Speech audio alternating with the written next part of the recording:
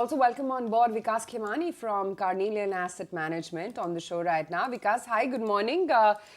Vikas, just wondering, with all the news points and data points coming in with regards to crude now again, getting back to 100 odd levels, or at least in sight, we're 97 already.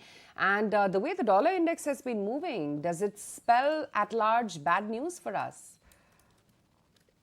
Surely, I mean, crude moving up is a sign of worry for sure because it has a direct impact on the inflationary number and which has a direct impact on the monetary policy. So some time ago, what we were expecting bit of a dovish stance by the regulator, by the central bankers, which might get halted, and we'll have to see what trajectory crude takes from a medium term to long term perspective. While it looks like that this probably is a short term blip, but one can't say for sure. One has to see how it pans out. But this is definitely a point of worry, and one should sort of, especially from a short term perspective. Vikas, morning. Vikas, are you keeping some powder dry for some opportunistic plays if these global macros do provide a kind of a shake-off in the market? You may have identified ideas. We've seen your stock picking in the last few weeks. Are you keeping some powder dry to add on or spot new opportunities? I think we have some amount of cash sitting with us. I mean, that more than a macro call, it is always a call on, I think whenever we find ideas, and I mean, we've been recently little bit cautious given some amount of run up and skepticism, the euphoria kind of situation in the market. But it's not that we're sitting on a lot of cash. We probably single digit 7-8% cash, and from there, we will deploy. Our investing style is more from a 3 to 5 years, or maybe longer kind of perspective. So I don't see any change in our stance. We don't see crude taking a very long, high, sustainably high, remaining high, upwards of 90. So we think it'll come back, but we will kind of keep taking view as and when how situation develops. But currently, as and when markets corrects, we kind of put in money because we are very convinced about structural story of India. Because I was just going through your portfolio and I see a lot of these names like Aditya Birla Capital, 361, ICICI Securities. Are you betting big on the entire financialization theme? I mean, we have been very bullish on the entire financial services themes, because it's a structural story, especially, the credit side. I mean, and India has a very, very, wide range of interesting stories to play, and financial services will be one of the biggest beneficiary as the economic growth comes. So we've been very bullish, and we've been overweight for quite some time, and we continue to remain that. Because asset management, I mean, you have worked very closely in that, and you are in that business. There are new wealth managers getting listed. There are two of them which have been doing okay in the market, and one of them which has got a kind of monopolistic or a very largish market share in the wealth management space in India is in your portfolio as well. Do you see the cyclicality of this business going down and now much more structural because of very heavy flows coming in from the retail towards financial markets?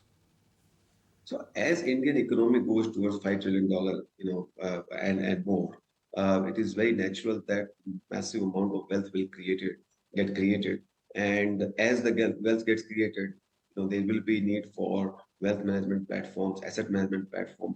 So again, it is that part of the financial services business which structurally, is in the upward trajectory. Of course, like any business, there will be medium-term, short-term cycles. They will always be around, but we remain quite positive in the entire financial services and in non-credit space. Advisory, wealth management platform, asset management platform, all those are interesting. Of course, you have to see business trends more. I mean, individual companies have to be studied, but generally speaking, to answer your comment on asset management, wealth management platform, we are quite positive. Because where else do you find interest in the market whenever we do see some correction play out, given that you have kept some cash on the sidelines? Because what one has seen is in the last 1 year, the market has broadened itself, and newer sectors are emerging as investable opportunities, right? I mean, everything from defense to railways to power and its ancillaries all moving up right now. You've got EMS names which are propping up. Anything from these themes that you find interesting? I think very clearly, and we have spoken about this in the past, that India is seeing a very fairly wide width of the opportunities, right from banking to auto to manufacturing, IT services to, infrastructure space to consumption, within consumption, different places and new age companies. So it's the first time it has happened that all guns are firing. And when this kind of, situation come about, and, I always make this comment that one is spoiled for choice. Even if when markets are at this stage, you are able to find interesting ideas, and that is what the real beauty of the Indian markets.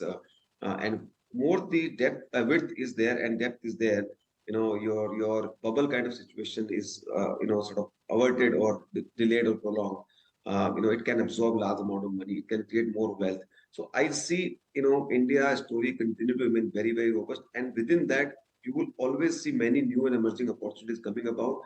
What we can't see today, I'm telling you, more and more will come.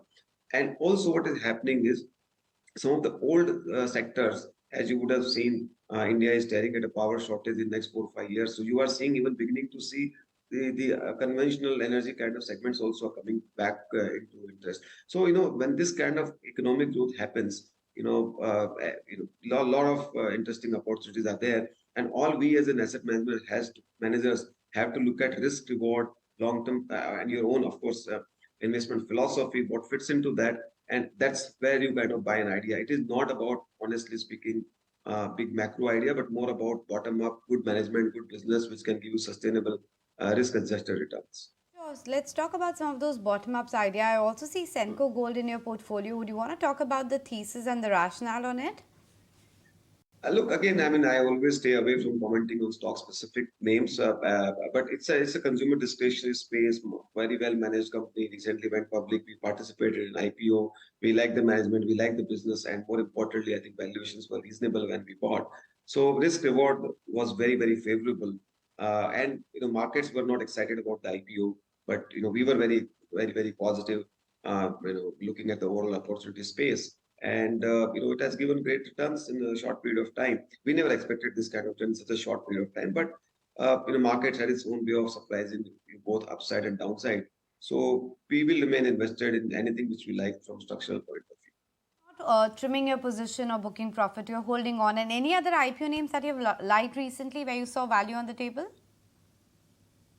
I won't probably comment on again on a specific name, but generally we evaluate every opportunity, and only when we are convinced about risk reward of trade we invest. There's a very big upgrade on L&T coming in today. That's also part of your portfolio. But I want to understand, your view on the way L&T is changing complexion. There was a buyback, their capital allocation call, and especially the overseas opportunities in hydrocarbon and new energy, which they are starting to get in a very major manner. Almost 30% of it is now new energy and hydrocarbons. No, absolutely, Ajay. I think you got it right. That see, if India economic growth story has to happen, if India investment cycle has to happen, L&T is the flag bearer of that. You can't build India without L&T benefiting. India L&T is present across all segments, whether it is hydrocarbons to infrastructure to industrials to everything, residential, everything. It's kind of broadly defense everywhere. It is kind of positioned well, and all these cylinders are firing. And more importantly, as you rightly said, in last 5-7 years, management has worked hard in terms of getting their capital allocation right, focusing on ROC, and also they have created fabulous business in terms of IT services. So the company has got transformed over last decade or so, and in the recent past, focus on capital allocation. And more importantly, I think the investment cycle in India and in Middle East, where L&T is very strong, is picking up in a big way. So it will remain beneficiary, according to us, in the foreseeable future. At least I see for next 3 to 5 years, nothing changing, negatively for the sector and company in specific. So our again idea is to remain invested into structural ideas. Sure. Okay. Great to then have you on the show today, Vikas. Thanks as always for joining in. Pleasure. Thank you for having me.